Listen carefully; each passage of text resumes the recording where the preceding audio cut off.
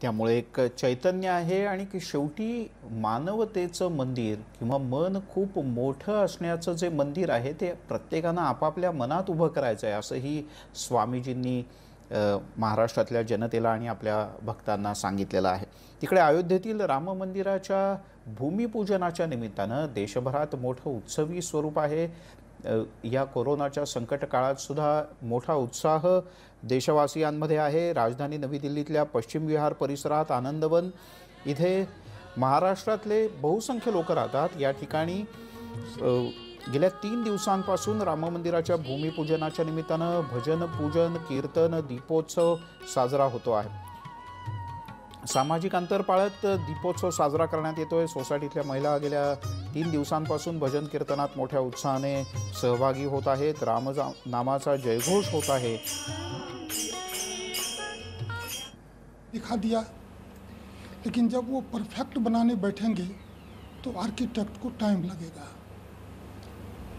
फिर उसके इंजीनियर्स हैं, वो सारे निर्माण के दृष्टिकोण से एक समिति है विशेषज्ञों की, तो वो अपने काम में जैसे ही भूमि पूजन हो जाएगा लग जाएंगे और अतिशीघ्र काम प्रारंभ हो जाए इसकी चेष्टा करेंगे।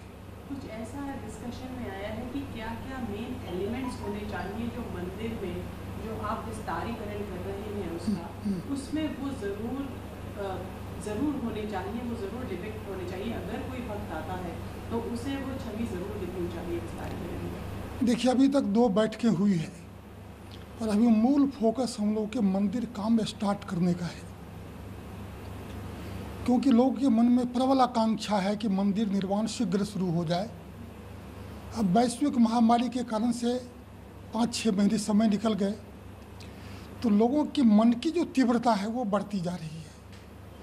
तो सबसे पहला तो है जो हम निर्माण समिति है, उन्होंने बहुत अतिशीघ्र जो हो सकता था सारे सरकार के निर्देशों का पालन करते हुए जो स्वरूप हम लोगों के सामने रखा है, उसमें पहला काम था भूमि पूजन।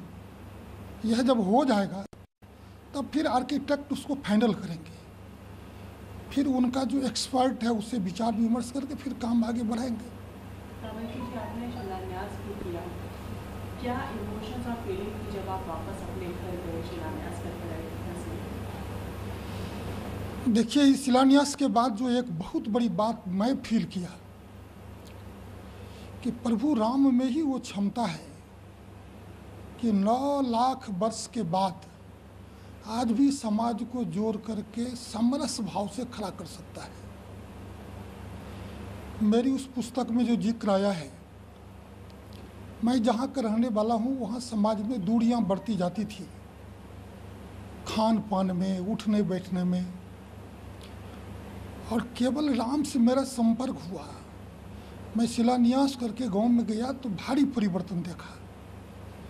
जो साथ बैठ नहीं सकते थे, साथ भोजन नहीं कर सकते थे, मैं व्यक्ति वही था। तो जैसे अहिल्या भगवान राम के चरणों से तर गई, वैसे ही शिलान्यास करने के बाद जीवन में परिवर्तन आ गया। सारे समाज को लगा कि ये मेरे स्वाभिमान का काम किया है, और उसी प्रकार से वो हमें सम्मानित किया जैसे कोई बड़े हम काम करके आए हों। तो मुझको लगा कि ये सामर्थ्य मेरा नहीं था, ये प्रभु राम का काम का था। जब राम के काम करने से मात्र चिंता परिवर्तन हो सकता है, तो जब राम मंदिर में प्रतिष्ठापित हो जाएंगे तो समाज में समरसता की गंगा बहेगी। फिर से भारत में प्रेम का, स्नेह का जो गीत हम लोग कभी सुने थे फिल्मों में कि ज्योति से ज्योति जगाते चलो, प्रेम की गंगा बहाते चलो, तो राम नाम से प्रेम की गंगा बहेगी, समाज में वैमनस्यता दूर होगी और फिर से एक समरस समाज खड़ा होगा।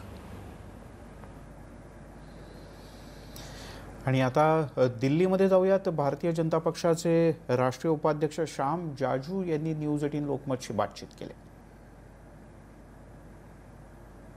उद्या भव्य दिव्य कार्यक्रम होणार आहे, ऐतिहासिक कार्यक्रम होणार आहे, कशा पद्धतीची तयारी आहे?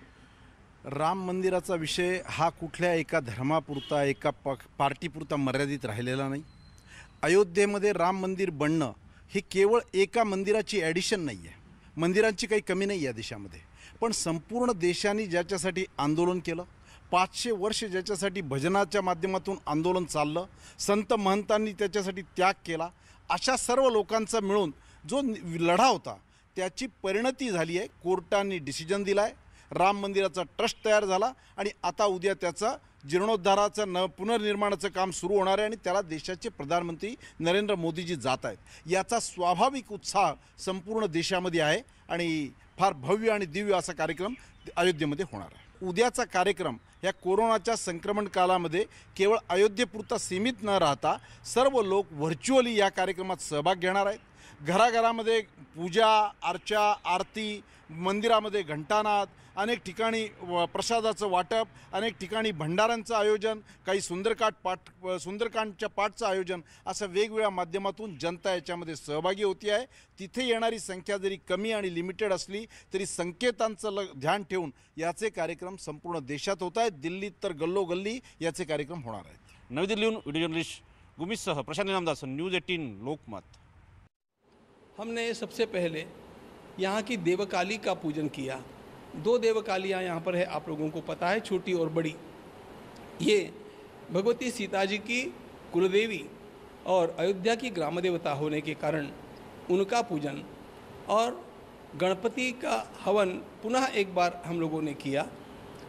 उसके पश्चात आज दिन भर वहाँ पर रामार्चना हुई. भगवान श्री राम के परिवार का पूरा अर्चन, जो अयोध्या की एक बहुत बड़ी विशेषता है. यहाँ जैसा रामार्चन का आयोजन कहीं पर भी करना कठिन है, वो आज यहाँ के पूज्य स्वामी रामानंद जी महाराज उनके माध्यम से हुआ. और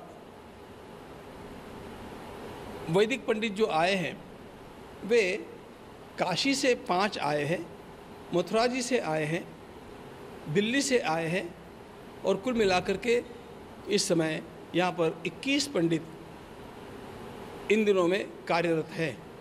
इनके द्वारा विविध प्रकार की पूजाएं की गई, हवन किया गया और कल फिर सवेरे 8:30 बजे पूजन आरंभ होगा, जो 12:30 बजे तक चलेगा. 12:30 बजे सम्माननीय प्रधानमंत्री महोदय जी का वहाँ पर आगमन होगा. उनके हाथों से 15 मिनट तक पूजा होगी और उस पूजा के अंतर्गत वहाँ का संकल्प करने के उपरांत भूमि का पहले गणपति का भूमि का पूजन होगा. उसके पश्चात वहाँ पर जो 9 शिलाएँ स्थापित करनी होती है, उनमें से 8 शिलाओं का सामान्य पूजन होगा, क्योंकि इन शिलाओं का उनकी प्रतिष्ठा, उनका पूजन, उनका प्रक्षालन, उनके सारे संस्कार जो होने हैं वो सब कुछ हो चुके हैं, वो हमने कर लिए हैं. अब उनके मंगल हाथों से उनका एक सामान्य पूजन होगा. इन सब में सबसे प्रधान होती है कूर्मशिला. ये कूर्मशिला जहाँ पर भगवान रामलला की स्थापना होगी उसके ठीक नीचे होती है, उसका प्रधान पूजन है. उस पूजन के साथ साथ पूज्य कांची महाराज ने एक बकुल वृक्ष के काष्ठ का शंकु भेजा है. वह सामान्य काष्ठ का शंकु केवल नहीं है, उसके भीतर नवरत्न है, उसके भीतर सप्तमृत्तिका है, उसके भीतर और सुवर्ण रजत आदि सब समंत्रक हमने आज यहाँ पर उसके भीतर प्रविष्ट किए हैं.